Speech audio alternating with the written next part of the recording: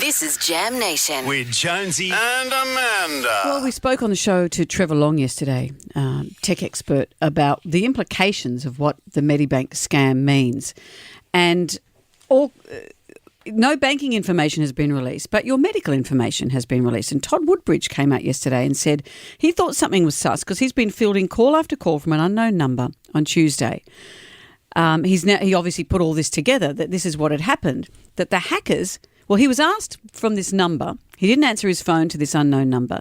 Then they started to text him, asking him to pay outstanding medical bills.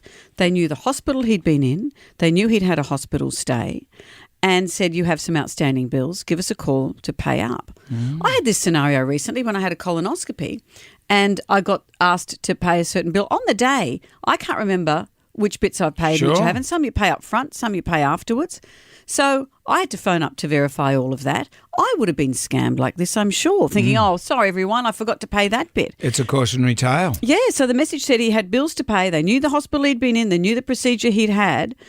This is a very obvious example of how this stuff can bite you on the bum. That wasn't the procedure he was having, by the way. The old bite on the bum. Be prepared for this kind of scam. And what it means is the companies that deal in text form. So I had a text from Lavity Pathology saying that I owed the money for some pathology. And I went, no, I'm not paying that. So it went on for ages. They kept sending them once a month. And I go, and then it was actually pathology. You know what it was for?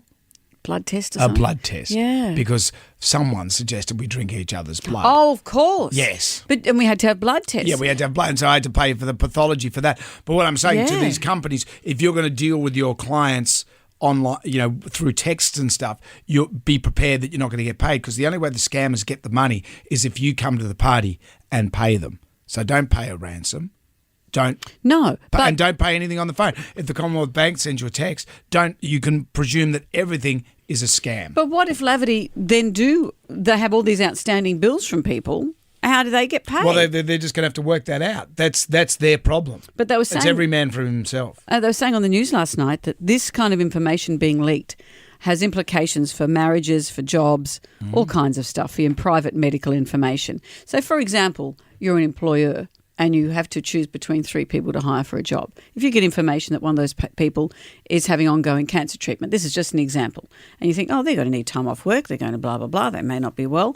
Knowing that information that someone has tried with their right to keep private, you just wonder how this stuff's going to be used. As Trevor said on our show yesterday, let's all just agree to be kind to each other because we're all in the same boat, our private information getting out there.